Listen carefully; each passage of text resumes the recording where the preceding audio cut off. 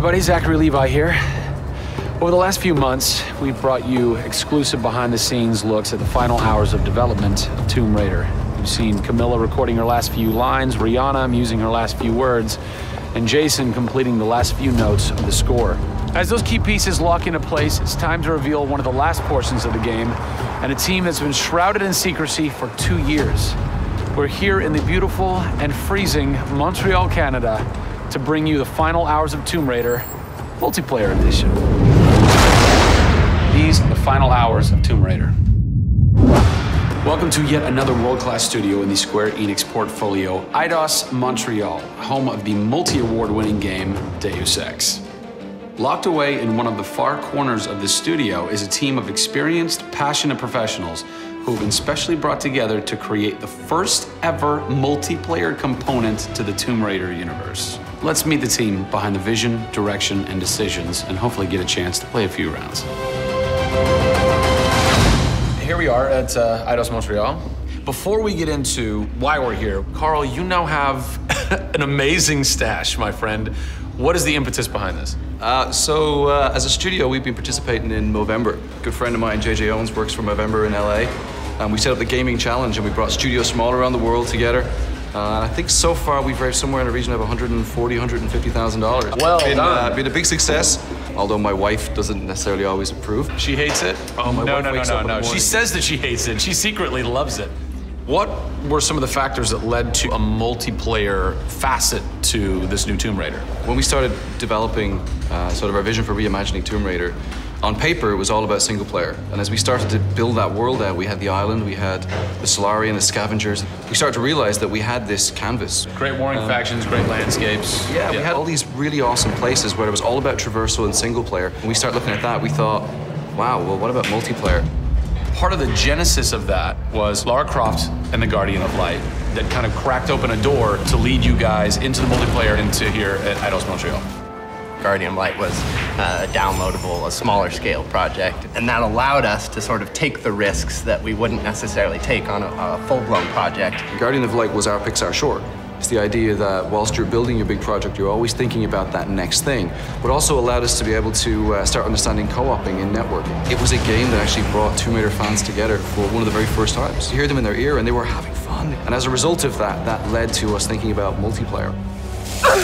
Hopefully our single-player experience we're delivering is a very sort of single-player, solitary, immersive type of experience. But at the same time, we believed tomb raiding together with friends would be fun. Tomb raiding, I think that's the first time I've ever heard that term. I like that. It's fun. You know, axe climbing and zip lining and the traversal that we get in there and the traps. For me, it was very sad to have that catch-22 of, it would be great to do this in multiplayer, but we just can't split our resources like that. And that's how Eidos Montreal came about. We had staffed up our team to develop a single player. Everybody was gelling together really well, and it wasn't something that we wanted to just bolt on. We always said if we were going to do it, we're going to do it right. If you could have a fan play the multiplayer for the first time, what do you want them saying? For me, they're kind of different moods. It's not like I do one or the other. It's kind of like sometimes I turn down the lights and just play that single player experience. And other times I want to just jump in and have fun and start killing fools. Joe Curry, producer of multiplayer on Tomb Raider. It's the first time Tomb Raider has ever incorporated multiplayer, and you're in charge of that. Yeah. What's running through your mind when you get that call? Well, first off, exciting, right? I mean, we're all huge fans of Tomb Raider on the team. I mean, we grew up with Lara Croft.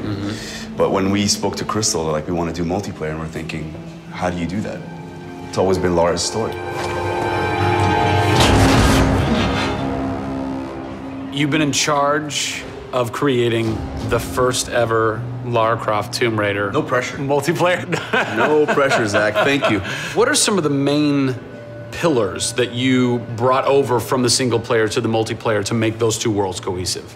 The element that really stuck out was survival. Group surviving together. Right. But then traversal, the ability to go up and down and kind of everywhere in a level. The weapons, you know, the characters. What did you guys have to tweak in order to create an engaging multiplayer experience that wouldn't necessarily work with the pieces that were in play with the single player experience? One example is the bow. Especially in the reboot, it's so iconic that we had to make it work for multiplayer. You have a certain forgiveness when you play single player. Multiplayer, players expect snappiness. I shoot you, I expect you to go down, or you can just do what I do, which is take out the biggest gun and just run for them and shoot them out. The environment itself can be a threat. The Solari, you know, the guys that are on the island have had a chance to prepare traps. We've got things like an ammo box that looks like an ammo box, but it's really an explosive device. I need ammo, and it looks just like the regular ammo box, and then you're gonzo. We have a lightning rod. You'll get a lightning strike on the rod, and then you'll eliminate your enemy. First and foremost, we want to be humble. We want players to just have a really memorable experience. I had fun doing this. Do you remember when we set that trap? Moments that the players will come back to and talk about experiences that they've had for themselves, not necessarily the game offering them experiences. Absolutely. So, Joe, behind us we have the QA team, or the quality assurance team. They're a part of the development team. They can tell us what we need to fix and what's working and what's not. When do I get to game test? When do I get to get my hands on the game? Soon. We got a surprise for you first, Zach. So, when I was approached to host the final hours of Tomb Raider, essentially the biggest ask, not even ask, tell that I had was, I want to be in the game. I want to have a cameo, I want to have something. So guess what? Boom! Boom! Boom! I'm a playable character in the multiplayer Tomb Raider. How sick is that, Joe? You and your team are awesome. I can play with myself, virtually. Are we ready? Oh, that burns! You suck! Get those transmitters running. Radio transmitter activated! We're getting off this damn island? We send this thing. Beautiful. I would like to try and kick your butt as me in this map right now. Should we try it? All right. Bring it. Let's do it. It's happening right now. Oh, nice! Was that one of my traps? That was one of your traps. Yeah! These movie traps are really fun. I mean, they're really, really fun. Yeah! Don't worry about it. Just because you made the game and I beat him. As you can see from the people and passion here at Eidos Montreal, this isn't just some add-on. They're devoting themselves to making this an experience in keeping with the feeling of single player. Familiar, yet different. Coming up in the final 2 episodes of our series, we go back to the home of Lara Croft. They're taking Tomb Raider to the finish line, and we'll be there for it.